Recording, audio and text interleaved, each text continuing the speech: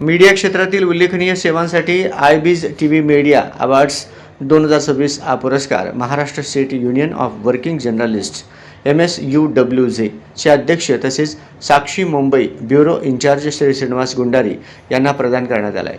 हा पुरस्कार शनिवारी तेलंगणा राज्याचे IT उद्योग व वाणिज्य मंत्री माननीय श्री D श्रीधर बाबू यांच्या हस्ते हैदराबाद येथील आयटेक सिटीमधील सायबर गार्डन्स कन्व्हेन्शन सेंटर येथे आयोजित कार्यक्रमात प्रदान करण्यात आला।